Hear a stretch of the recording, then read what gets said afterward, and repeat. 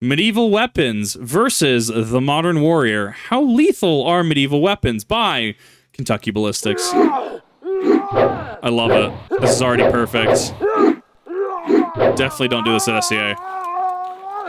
Who's this guy? Big.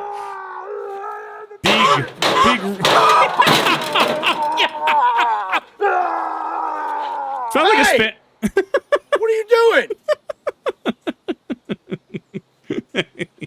God, I love this. Perfect. Yeah. I will defeat both of you. It reminds me, I need to actually pad my helmet. Thanks for reminding me, Kentucky Ballistics. Gotta helm my night helm. What's up, everybody? My name is Scott, and you're watching Kentucky Ballistics. Big sword. And not too long ago, I bought this little guy, and I've been having a lot of fun. Ooh, my good sir, we're going right there, right off the bat. Jesus Christ. So for reference, morning stars like that, flails. All right, no, sorry, that's a flail. Yeah, you can't use flails in a lot of formats. Like SCA, a group I was in prior, there is, even in Boffer, there is no way you can make those things safe. And for those that want to argue, right, oh, well, you can do this, you can do it this way.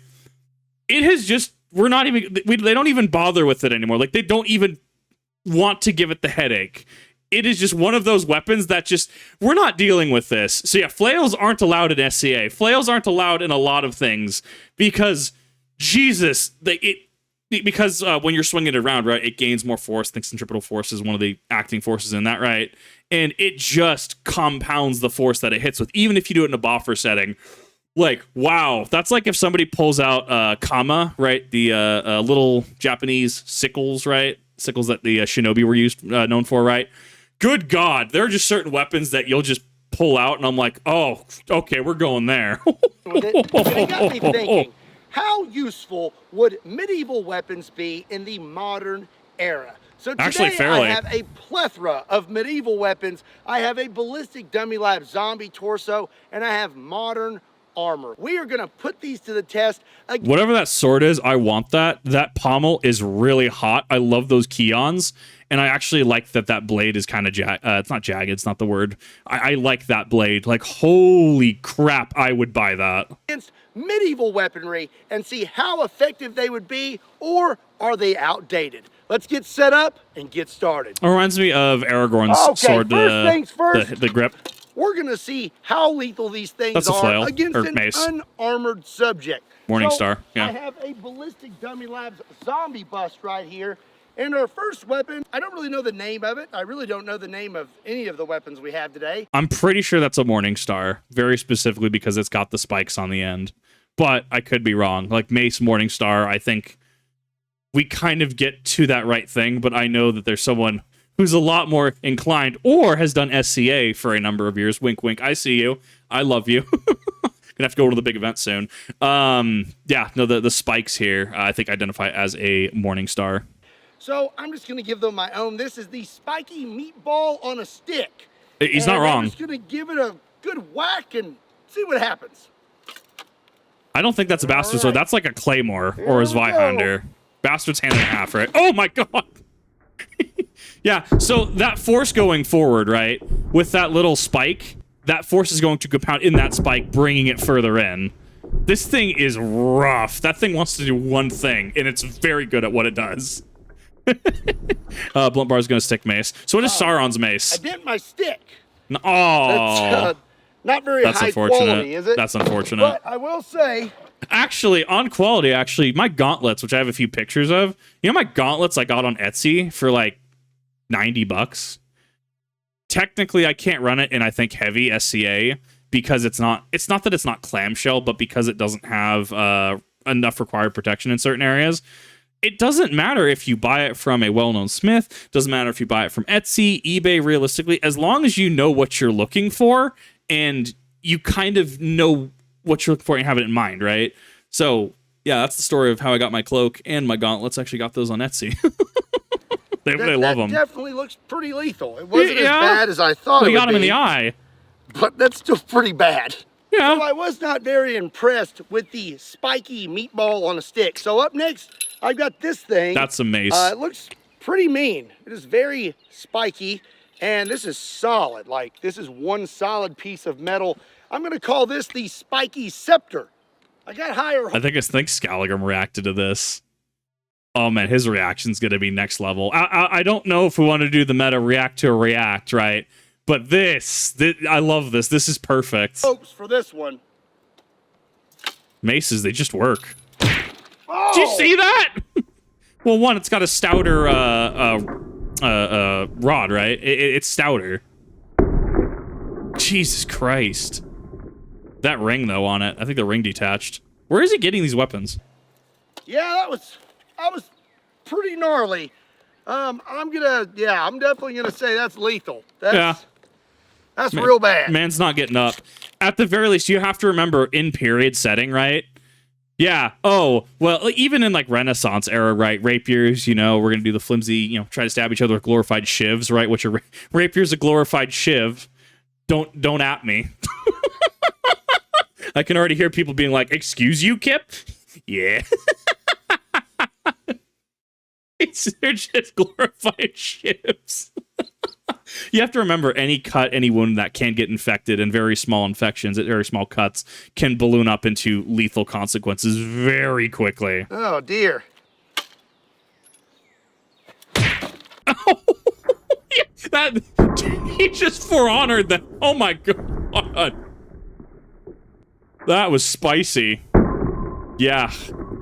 It just works, Todd Howard.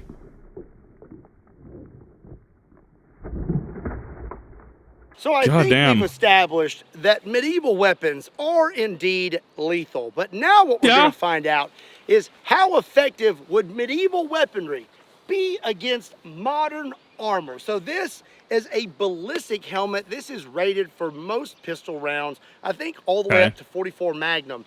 So we're going to put this on a new, fresh zombie bust, and we're going to take another whack at it with the spiky scepter. Okie dokie. Here we go. It's gonna pierce it. Maybe it didn't pierce it actually. Ooh, it damaged the mace though. So here's the outcome of this actually.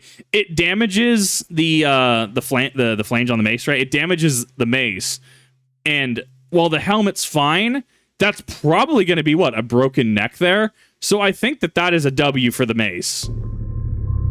It still gets the win. It still takes that W. That definitely looked. Oh, it bent it. Yeah. It bent my spiky scepter. I love this man. Darn it. I've never seen this man before, but I love him now. He looks solid. Our helmet, we didn't even penetrate it. Doesn't look like that's interesting. We have much damage at all. So, the modern helmet, modern armor, at least against this particular medieval weapon, did a pretty good job. You know, this guy is pretty ugly, but you know what else is ugly? Debt.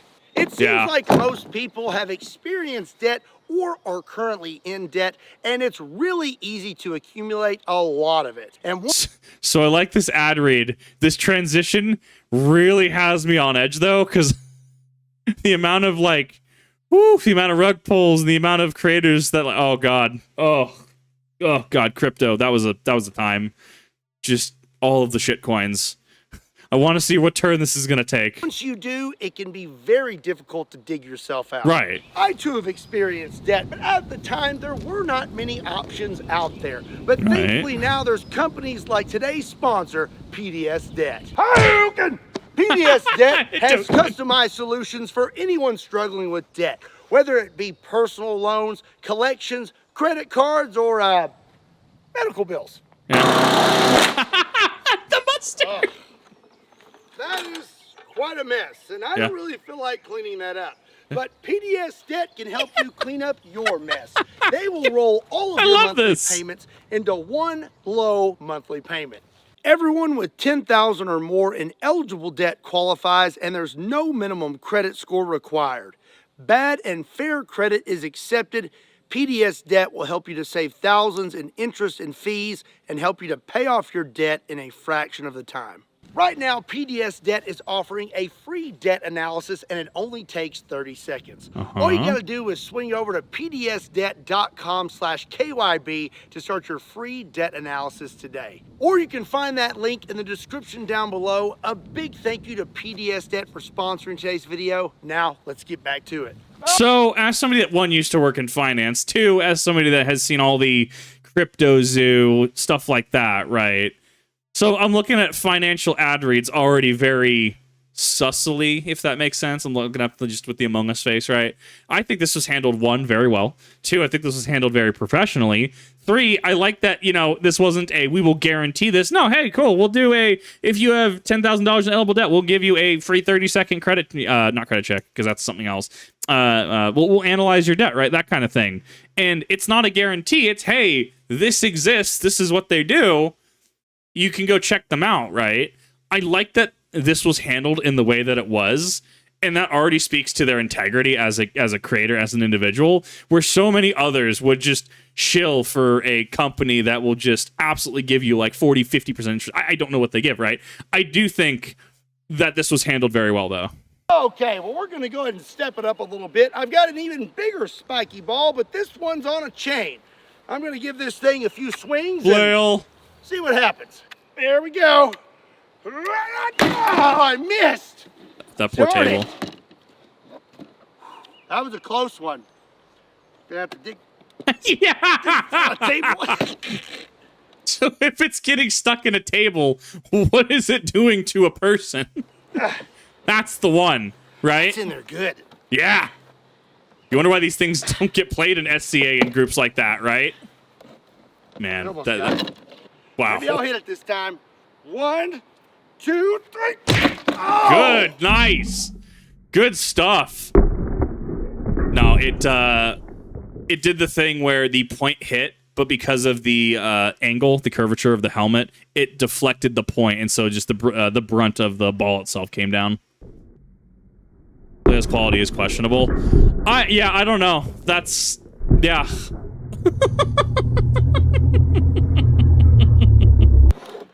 We did some damage to that helmet that time. We've got a pretty good little... So once again, right? For those things like, oh, Kip, they're fine. We can use them. Once again, what did the mace do? What did the flail do? That flail, that circular motion, and dropping it down like it's hot does so much to increase the amount of force. Notch right there, but I don't I'm going to take that as validating my point. Damage to, oh, dear. Oh, dear. Well, he's got a little bit of a hemorrhage. Nice. It's just sticking out right there. Oh, just push it back in. No big deal. It's okay, it's fine. Popped right back in there. Also, his skull is kind of cracked. Yeah. So we still managed to do quite a bit of damage with this medieval weapon. Once again, I rest my case. Point proven. Even with this modern armor. Tis just a flesh wound. That was a really hard hit. Yeah. It's time to get a little more serious and step it up another notch. This here is my meat tenderizer, and it has a very pointy spike on the end, and I've got high hopes for this one. We almost penetrated the helmet with the spiky ball on a chain, so I think that this one has a pretty good shot. Well, you have a lot of leverage on this guy. I wonder if the pick is actually going to go through it. No, deflects it. Yeah, no, it takes the hit. But you're looking at, you can already see the quote-unquote hemorrhage, right? You can already see that. His neck is not feeling good. Yeah, no, the Warhammer, especially the Warpick side of that does some damage.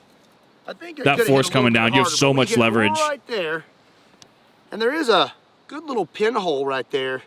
Wow. But I think we can do better. I was kind of afraid I was going to break this thing, but I'm going to be a little braver this time. Also, I can't see anything. No. Where's my helmet? There you go. No. Yeah, fun fact about helmets, you can't see jack.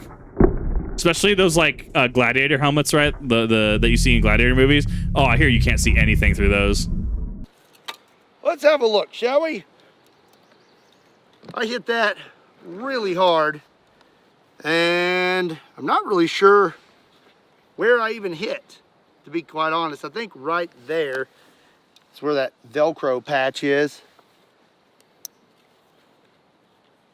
Oh, I think we made it through, actually. Let me take out this pad. Yeah, we've got a little hole right there. And then if you look right here, we've got a little new notch. Just right on top of his head. A little hole. So we didn't make it very far through the helmet, but we did make it through the helmet. And honestly, I think that's pretty impressive. Yeah. Before we move on, let's go ahead and take a whack with the hammer portion of this and an unarmored subject. Oh, gosh! Yeah, well, now you have a wider area of force disbursement, right? With the pick side of that, you're coming down on a single point. Now you have a flat edge, well, semi-flat edge, right? And can disperse it over a wider area, going for a larger hit rather than a more focused hit. Because the pick's supposed to pierce armor, right? This is supposed to, like, cave in armor. I'm going to say this is pretty effective. Yeah. I would definitely want to be wearing some sort of a helmet. Yeah. If somebody had one of these, because that was just pretty awful. That's pretty awful. And I got it on my pants. Darn it. Luckily, though, I did not get, well, I did. I got some on my shirt. Just a little bit. But it's still okay. If you would like to pick up one of my limited edition 3-year anniversary shirts that does not have blue stains on it, you should swing over to KentuckyBallistics.com. There's a link in the description down below. And while you're at it, go ahead and hit that subscribe button and hit that bell for notifications. What a smooth, like, transition, part 2 into ad read as well as what the cleanup sub. crew was like back in the Gladiator days, you know, I'm just clearing all this off here. Poor Jim. Okay. Actually, I'm pretty sure wouldn't carrion birds be primarily responsible for carrion birds, scavengers, you know, things like that. There's alternatively just burning in mass graves, you know, the usual. To move on to a full-blown zombie torso, I'm placing the armored helmet on it, and we have some Premier Body Armor, soft armor. This is level 3A, and it's rated up to 44 Magnum. Now, I don't really expect this next weapon to penetrate said soft armor, but we're going to take a whack at it anyway. Oh, no. It's triple flail. That's a lot of force, though. Yeah, you can see the ripple. Like, you're feeling that underneath. Even if it doesn't penetrate, you're still feeling a concussive force. So, obviously, we did not penetrate the body armor. His head is... Oh, that's not good. Yeah. I think there's a good chance his head might fall off. Do you sever a spine? Oh, I can feel a pop. Yeah. Nothing a little duct tape can't fix. Duct tape W40, let's go! The ribs and sternum are, yeah, 100%. Like, that's a lot of concussive force. So when it comes to this soft armor, I'm a lot more interested in pointy and sharp weaponry than I am blunt force weaponry. So I'm looking at some of these, like the flails almost feel like they were props. So I'm kind of questioning where he got the weapons. So when, like, for example, right, people seen my mess head, right? My actual pair of mess head, one large, one small, right? That I can technically dual wield. I got those from a pawn shop, but I knew what I was looking for. I was looking for, like, you know, is this a prop? Is this something that, you know, if I were to, you know, slice a hanging chunk of meat or something like that, is this going to go through, or is this going to bend and give? And these things, maybe I'll post a photo of them. Again, because I think a lot of people actually haven't seen my mess head. But, like, they may not be sharp, but they're thick. They're sturdy. Like, these things are great. And alternatively, the longsword that I got there as well in that same exact purchase, like, I got it for steel for like 300, all three of those. Like, it is so razor sharp. It's not even funny. Like, if you know what you're looking for, you can get some spicy stuff. So we have a sword. I don't know. That might be combat grade. This way, and I'm gonna try to stab it and see if the modern soft armor will hold up to this medieval masterpiece. Actually, before we get into that, in regards to thrusting, there are actually certain formats that do band thrusting. I was in a group prior that used Shinai. So if you've ever seen, like, Kendo, right? The bamboo swords, right? Swords, quote unquote. Yeah, we used those. That was an entire format in itself. However, thrusting was expressly forbidden. It was banned in that format because you are taking all of that force, moving it forward, and concentrating on a single point. In SCA, actually, we have a thing where we teach that you need to extend your arm first and then lunge in. So like act like you're holding a rapier, right?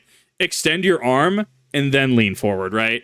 Versus leaning yourself into that strike. You see how extending forward and then leaning forward, it mitigates the amount of force being applied behind that sword. That's what we try to teach. That being said, I've definitely taken some blows where someone's given their all into that thrust, and I'm just like, I'm gonna need a second, man. Oh! I hit those plates. I think you'd be fine after. You'd probably be winded, right? That's actually fairly impressive. Oh dear. Okay, we're gonna check that out. I think an edge on that might actually be detrimental to the blade. Something like this Zweihander, though. Whole part of the carrier, and we cut into that armor just a tad. Damn. We definitely didn't make it all the way through it, but my goodness, that is actually pretty darn sharp. Okay, yeah. I got some gloves on now. I am going to try to stab, and then I'm going to take one more whack at the swinging, but we'll try to slice a little more. All right, here we go. It's a long sword. Ah! I'm actually rather impressed. I think you're definitely... That's actually one of the things we measure in rapier, how much the blade bends. Wow. I don't know what grade that is. That might be heavy combat grade for SCA. It has the flex to it. I think it's a little too stout for rapier, though. You got, well, wow. Actually, you know what? I'm going to send this to my SCA group. We may have done more damage than I thought. Let's take this off here. I get to bully my local SCA chapter into doing this. Let's go. Ooh. Bully, okay. Quote unquote. It's all good and cut up. We can just kind of rip that off there. Actually cut through quite a few layers. Wow. But we did not make it through the back.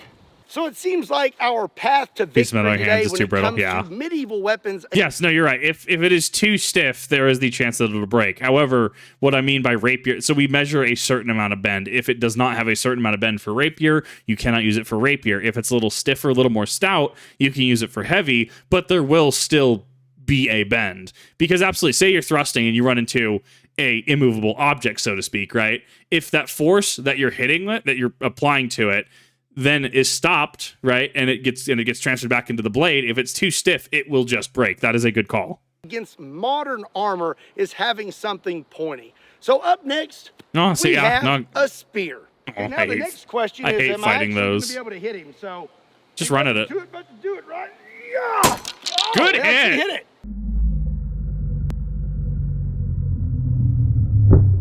Good hit. Actually, like, wow. I couldn't do it. Yeah, I don't think that we made it through. That bounced. The fact that body armor is holding up this well. I'm going to take another whack at this. I'm not really sure what the proper technique is for spear throwing, but I'm just going to try to throw it harder.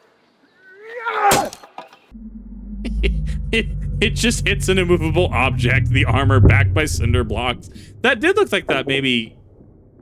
I mean, you're definitely feeling that underneath the armor, though. I can feel a little bit of a bulge, but it did not make it through it. Yeah, you're looking at that concussive force. Man, that is not going in. Like, that is really tough. Power! Yeah. Yeah! Oh! That was very cinematic. I love that. Oh, that's a dirty shot. That's right under his sternum, too. Oh, that's dirty. I'm feeling pretty good about my spear throwing technique. That's pretty effective right there. And you definitely, that got distance in. Yep. That would do it. I would definitely want to be wearing my body armor. Yeah. Not so much luck with the spear, but I feel pretty good about the old meat tenderizer. I think I may be able to drive that through there. We're going to take a shot at it. So, let's see here. 1, 2. Going in a single point. 3. Oh, yep, that did it. That leverage got through. That leverage on that single piercing point just absolutely tore through it. Poked a hole. Well, see, that's how you'd use it in period, right? You'd be poking through plate mail, right? That went right through Just that through soft it. armor. No and it looks like contest. we hit. That's where we hit. Right in that spot. Right there. Oh, yeah. So goopy. For my final weapon today, I have the 4-bore of swords. This is a 9-foot-long claymore. Ah! I called it, chat. I get that W. It's a claymore. Oh, this thing's a little hard to wield. Yeah. Okay. Here we go. Just waiting for the Scotsmen to show up. The Scottish are going to show up and have a field day. I love it. Woo! That blade length is a little long for that grip, in my opinion, but man, did that work. Is the blade going to be straight after this, though? That's a lot of flex. But to be fair, it's 9 foot long. Like, there's got to be some concessions here to make this work. Oh, you Scott. Oh my God. We have found the Scotch. I don't know who constructed this sword, but it wasn't made for a man of my stature, apparently. Yeah, fair enough. I put a lot of force behind that, and it's, well, it's bent, and the handle broke off. I feel like this is a novelty. This is a theater piece. I'm so happy that I didn't pay, like, $1,500 for that sword, because I... Oh, no. Totally didn't. Bro. Let's take a look at Mr. Zombie here. No, that was pretty bad. You're paying for the novelty at that point. Like, if I was to walk in and I were to find that, I mean, there's a couple things I'd probably try to inspect, right? But, like, no, that's rough, dude. And we did absolutely You could have gotten a Zweihander for that, actually. He's perfectly fine. Yeah. Just whack him in the face. Shouldn't have been funny to me.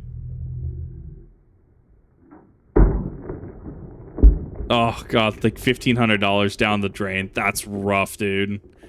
I'm hoping you can at least use his attacks right off. Like, wow. Did I hit him? Yep.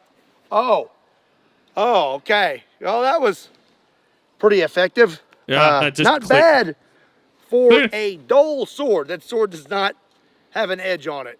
Okay. However, there are reasons for that, especially when you get to larger swords. It is the shape of the sword that matters rather than the actual edge, right? So if I have, say, I don't know, a Zweihander from Dark Souls, right? Does it have to be sharp? No, not necessarily, right? Actually, generally, the way Zweihanders were used were more akin to like pole arms and stuff like that, right? Like pikes, spears, etc. But let's just go with the whole giant dad meme, right? You're swinging a Zweihander around. Does it not, and as far as I'm aware, affect the structural integrity if it has an edge to it? And so if it has that edge to it, and you're swinging it really hard against something, you could get chips, you get cracks. I mean, you can still get them regardless, right? But you, on larger swords or sword-like objects, quote-unquote, like that, you don't have an edge on them because it is the shape of that sword, the shape of that edge, right? Dull edge, but it's the shape of it from a swing that is going to cleave a path through. So that doesn't it not having an edge isn't necessarily bad, and not everything is going to be razor sharp. Not everything's going to just be a Vorpal blade, right? Okay, now let's see what I can do with a smaller sword that I can maneuver better and has quite an edge on it. I think it's entering longsword territory with that one. Okay, yeah, that was definitely more effective. Right there is a pretty good shot. That's way more effective than the bigger sword. Yeah. I'll have to watch the Mythbusters on how to make these or order these. These would be really cool to use. It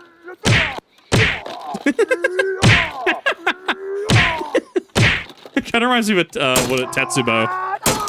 The fork. Not the fork! Not the fork! Yep.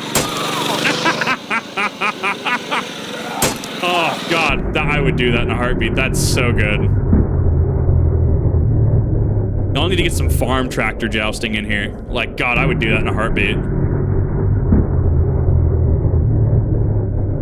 Oh, I miss it.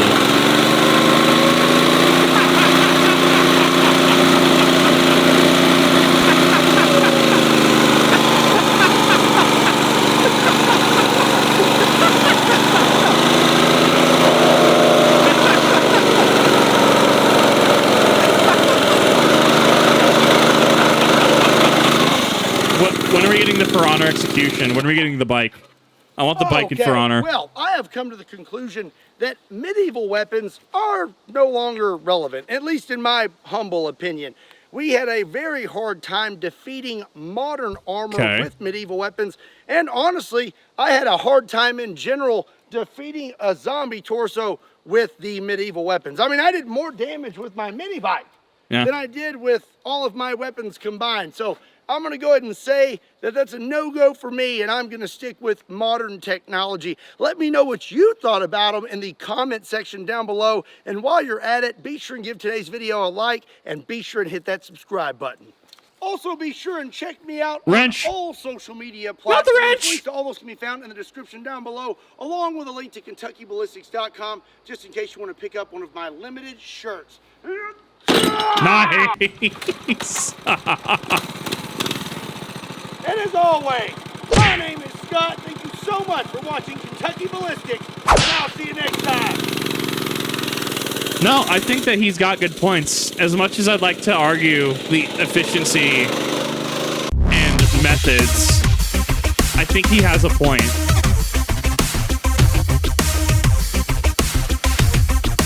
No rival still makes spear. Right, yeah.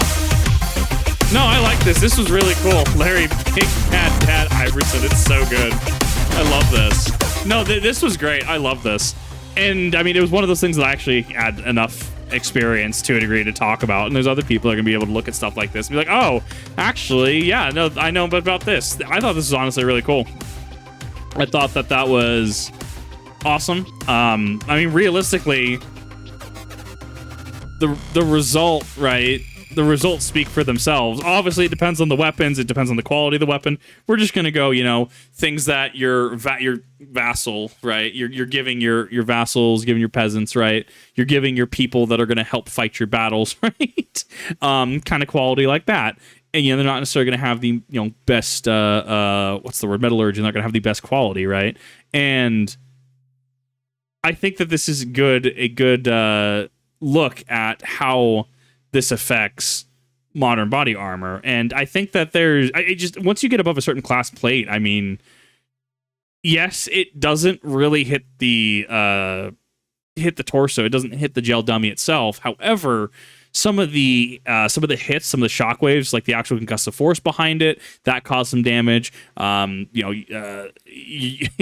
Break your rib or two. And these are just obviously the weapons we looked at here. And obviously then you start getting a methodology. Are you going to be sneaksy, you know, dagger? Are you going to be like my buddy who refuses to fight with comma because he's good with comma and chain? Oh my God. I hear it's dirty. Like I hear knife fighting is dirty. I hear comma is really dirty. So this was actually very fascinating to watch and really fascinating for kind of both things that I do, right? One being the firearms aspect, you know, things. And then two being kind of SCA, you know, when I can make it out, you know, swords, love that kind of thing. So kind of this really cool meeting in between. And I actually really like this video. If you have not, definitely go check out Kentucky Ballistics. I thought this was amazing, and I can't wait to watch more Kentucky Ballistics. Definitely go check them out if you haven't, especially. And let me know what your thoughts are. Let me know what your favorite weapons are. I can tell you that mine right now, sword and board, is just kind of where I feel comfortable.